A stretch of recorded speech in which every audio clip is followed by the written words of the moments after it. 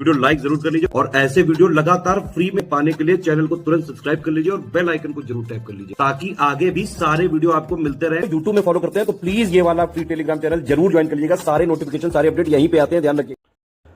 नमस्कार दोस्तों हम लोग जो हिस्ट्री के मैंने आपको कहा था ना 1000 MCQ 400 मैंने आपको प्रैक्टिस कराई थी और एक 400 का पूरा पापा वीडियो दे दिया था पूरा कंबाइन करके, यानी 400 की प्रैक्टिस करी थी। अब हम लोग बचे हुए 600 प्रश्नों की और प्रैक्टिस करेंगे तो 1000 क्वेश्चंस की पूरी प्रैक्टिस हो जाएगी आपकी। और ऐसे ही शानदार आप मोस्ट एक्सपेक्टेड सवालों को हमारे क्विज से ले सकते हैं। हमारा क्विज चल रहा है 600-700 रुपये में। आपको हर सब्जेक्ट के उसमें ये समझिए लगभग 5 से 6 हज़ार सवालों की मोस्ट एक्सपेक्टेड सवाल जो जीएस के हैं उनकी प्रैक्टिस उसमें कराई गई है, आप वो ले सकते हैं। चलिए, नारद स्मृति में कुल कितने प्रकार के दासों का वर्णन किया गया है पूछ रहा है। How many type of slaves are describe in Narada Smriti. तो इसका सही उत्तर क्या होगा बताइए? 15 टाइप के। ठीक है, कितने प्रकार के दासों का वर्णन नारद स्मृति में करा गया है? 15 प्रकार के। ठीक है, चलिए अगला है समुद्रगुप्त को भारतीय नेपोलियन की उपाधि किसने दी थी? Who conferred the title of Indian Napoleon to Samudragupta. तो समुद्रगुप्त को किसने उपाधि दी थी नेपोलियन की? वकांकर स्मिथ या वीए स्मिथ। ठीक है, वीए स्मिथ। ठीक है, याद रखना। संस्कृत नाटक जो रत्नावली है इसकी रचना किसने की है? Who compose the Sanskrit drama Ratnavali. तो संस्कृत ड्रामा रत्नावली की रचना किसके द्वारा करी गई है? रत्नावली हर्षवर्धन के द्वारा। फिर कह रहा है where is sun temple Modhera situated. Modhera का सूर्य मंदिर कहाँ स्थित है? मोढेरा का सूर्य मंदिर, तो मोढेरा का सूर्य मंदिर है गुजरात में। कहाँ पे है? गुजरात में है। ठीक है। हजरत अबल दरगाह स्थित है कहाँ? हजरत अबल दरगाह इज सिचुएटेड एट।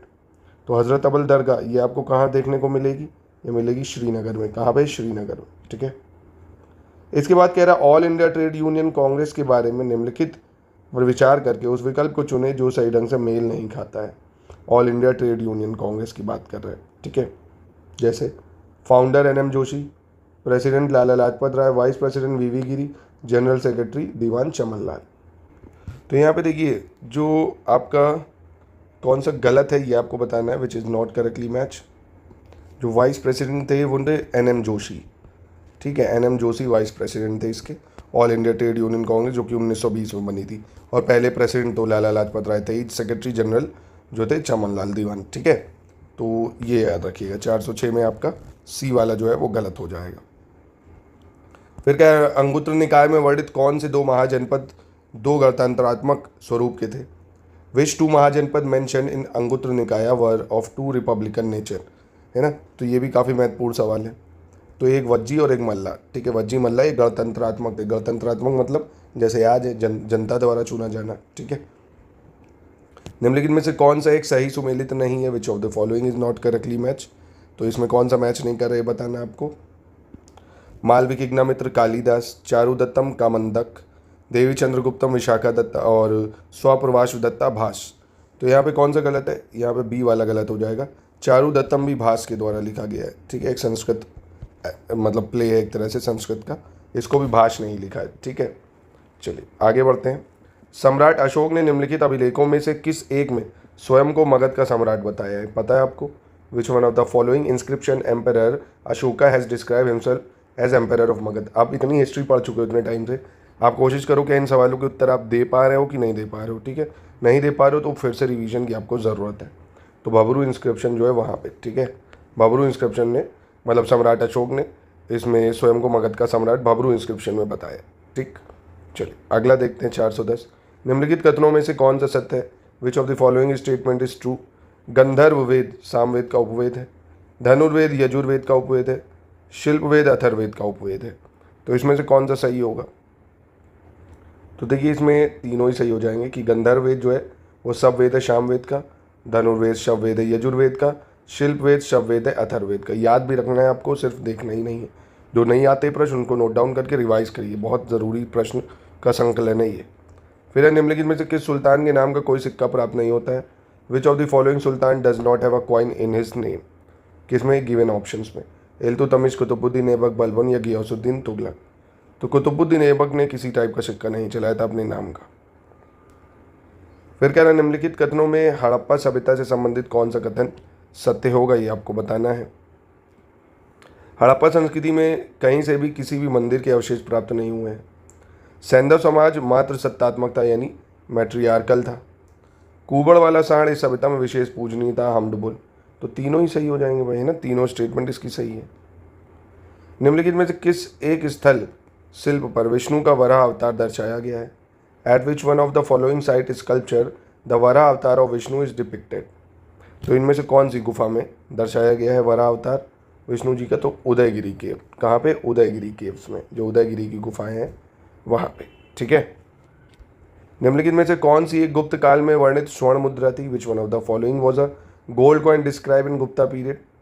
तो गुप्त काल में जो स्वर्ण मुद्रा चलती थी उसको क्या बोलते थे? दिनार बोलते थे। ठीक है। कौन सी गुप्त काल में वर्णित स्वर्ण मुद्रा थी? दिनार। चलो अगला देख लेते हैं। पश्चिम तट पर स्थित तोंडी एक समृद्ध पतन था। Tondi situated on the west coast was a prosperous port of.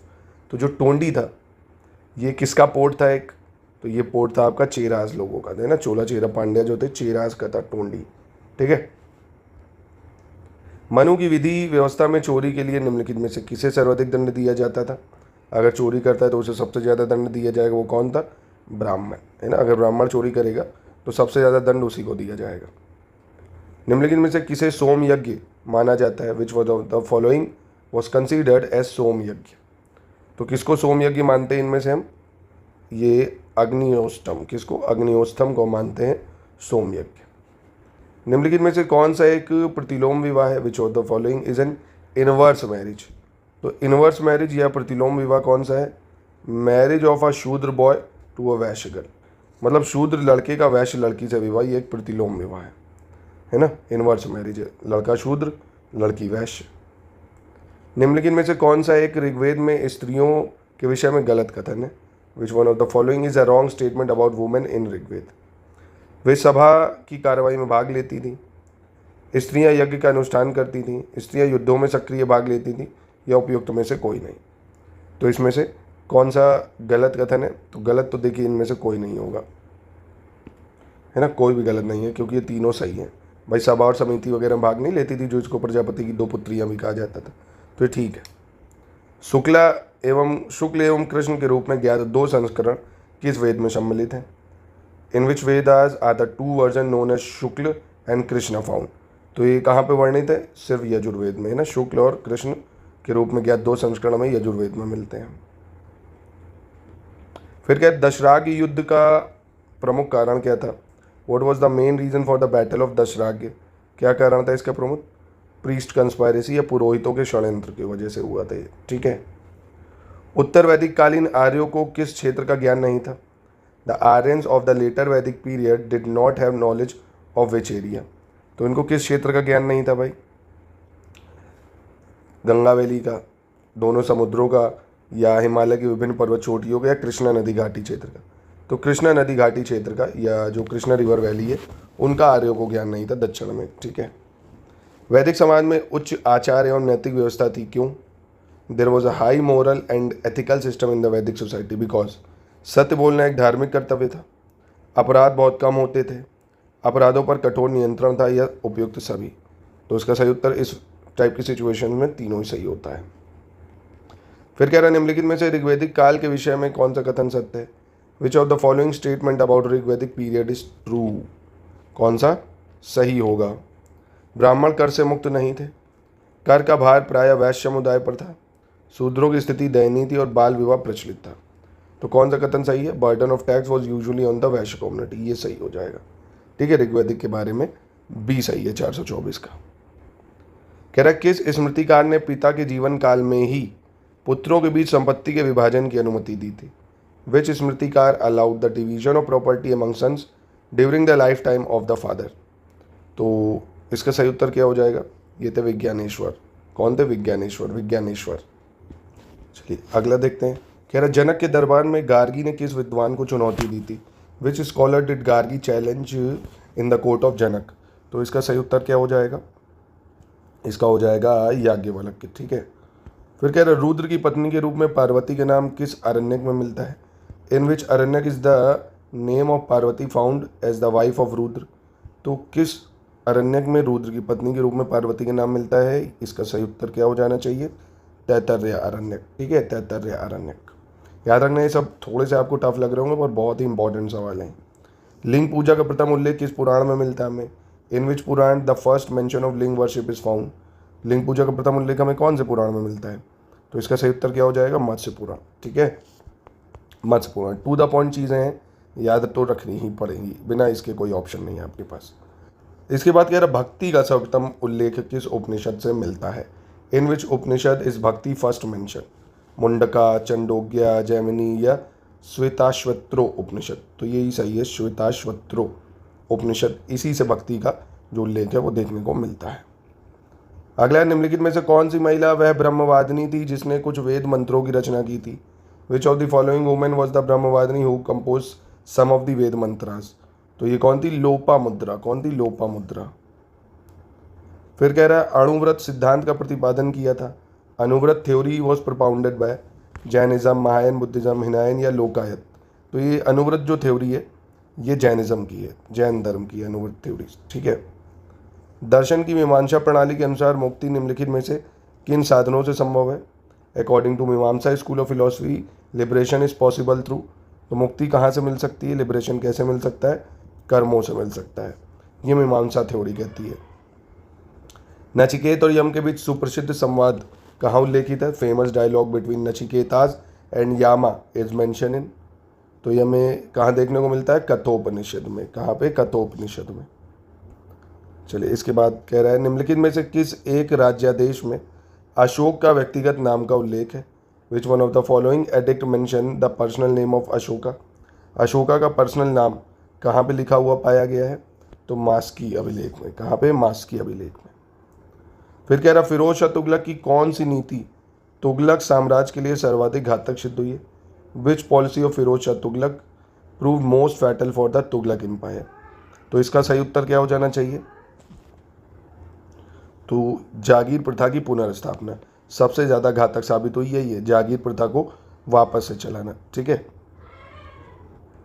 अब ये जो प्राचीन भारत के 4 युग नहीं चलते आए हैं, उनको सही क्रम बताना कौन सा है? तो क्रेता, त्रेता, द्वापर, कलयुग चल रहा है ना, क्रेता, त्रेता, द्वापर, कली।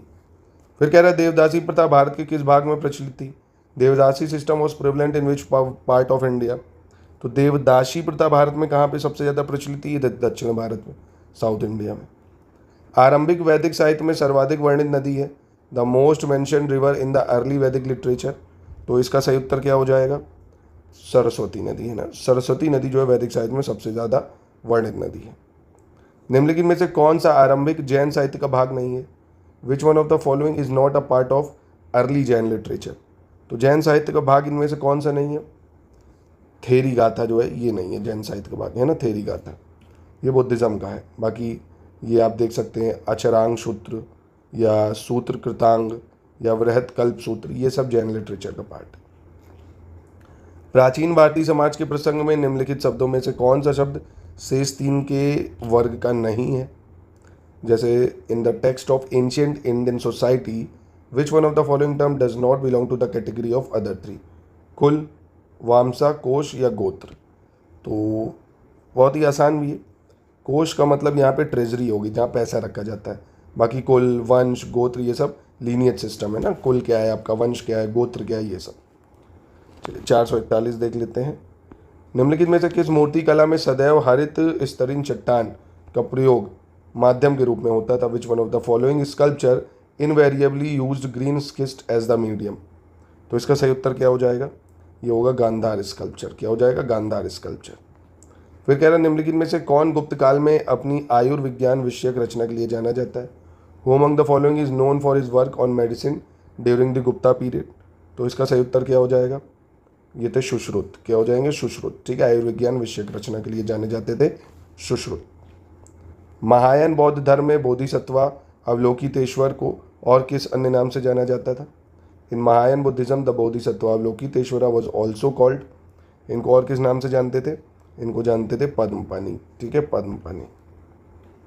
निम्नलिखित में से कौन सा प्राचीन भारत में व्यापारियों का निगम था? Which one of the following was a corporation of merchant in ancient India? तो इसका सही उत्तर क्या हो जाएगा? ये हो जाएगा आपका मणिग्राम। क्या हो जाएगा? मणिग्राम। ठीक है। अशोक के जो प्रमुख शिलालेख संगम राज्य के विषय में हमें बताते हैं उनमें सम्मिलित है। The Ashoka major rock edict which tell us about the Sangam kingdom include rock edict? तो वो कौन से रॉक एडिक्ट आते हैं, कौन से नंबर के? तो ये हैं आपके 2 और 13, ठीक है, दूसरे और 13। अशोक के प्रमुख शिलालेख जो संगम राज्य के विषय में बताते हैं वो है रॉक एडिक्ट 2 और 13, ठीक है। निम्नलिखित व्यक्ति भारत में किसी न किसी समय आए हैं, जैसे फाहियान, इत्सिंग, मेगास्थनीज और हियानसंग। इनका क्रोनोलॉजी बताना हमें। तो आपको सबको पता होगा भाई, मेगास्थनीज तो सबसे पहले आता है, जो चंद्रगुप्त मौर्य के शासनकाल में आता है, लगभग वही 302 BC कह सकते हो आप, है ना, 302 BC या 298 BC, सबसे पहले तो यही आएगा। फिर फाहियान आता है कहीं गुप्ता एम्पायर में जाके 405 AD के आसपास। इत्सिंग तो बहुत ही लेट आएगा, 671 के आसपास आता है ये। और हियानशांग हर्षवर्धन के शासनकाल में 630 AD में आता है ना, 630 से 45 के आसपास। तो मैच कर सकते हो आप इसका, 446 का ऑप्शन क्या बन जाएगा? बी बन जाएगा, ठीक है, इंपॉर्टेंट है ये। गुप्त काल में उत्तर भारतीय व्यापार निम्नलिखित में से किस एक पत्तन में संचालित होता था? Which one of the following port handled the north Indian trade during the Gupta period? तो इसका सही उत्तर क्या हो जाएगा? ये था ताम्रलिप्ति पोर्ट। कौन सा? ताम्रलिप्ति पोर्ट। भारत में प्रथम बार सैनिक शासन व्यवहार में लाया गया। The practice of military governorship was first introduce in India by. प्रथम बार सैनिक शासन व्यवहार में किसके द्वारा लाया गया था? ये लाया गया था ग्रीक्स के द्वारा, ठीक है। सिकंदर के हमले के समय उत्तर भारत पर निम्नलिखित राजवंशों में किसका शासन था? तो जब अलेक्जेंडर ने इन्वेट करा तब किसका था भाई? नंदास का था, है ना, मौर्यास का नहीं था, नंदास का था। जस्ट उसके बाद मौर्य आ ही गए थे पर, ठीक है। चलिए, महाराजा धीराज की उपाधि धारण करने वाला प्रथम गुप्त शासक कौन था? First Gupta ruler to assume the title of Maharajadhiraja. तो महाराजा धीराज की उपाधि धारण करने वाला पहला गुप्त रूलर था चंद्रगुप्त वन। कौन था? चंद्रगुप्त वन, ठीक। तो यहीं पे करता हूँ इसकी समाप्ति। नेक्स्ट 50 क्वेश्चन मिलेंगे नेक्स्ट वीडियो में। पूरे 600 क्वेश्चन का बहुत ही धमाकेदार और प्रैक्टिस करेंगे। अब जो मैं ये 500 की बात चलाऊंगा वो बहुत ही टफ लेवल के होंगे, धुआं निकल जाएगा आपको। तो लगातार इसको फॉलो करिए और अभी भी बिल्कुल भी असमंजस में मत रहिए, मौका बार बार नहीं मिलेगा। पेपर का लेवल RO का काफ़ी टफ होता है, उसी टफ लेवल के अनुसार पूरी टेस्ट सीरीज, क्विज, SCS की ज़रूर प्रैक्टिस करिए रिवीजन मटेरियल को लेके।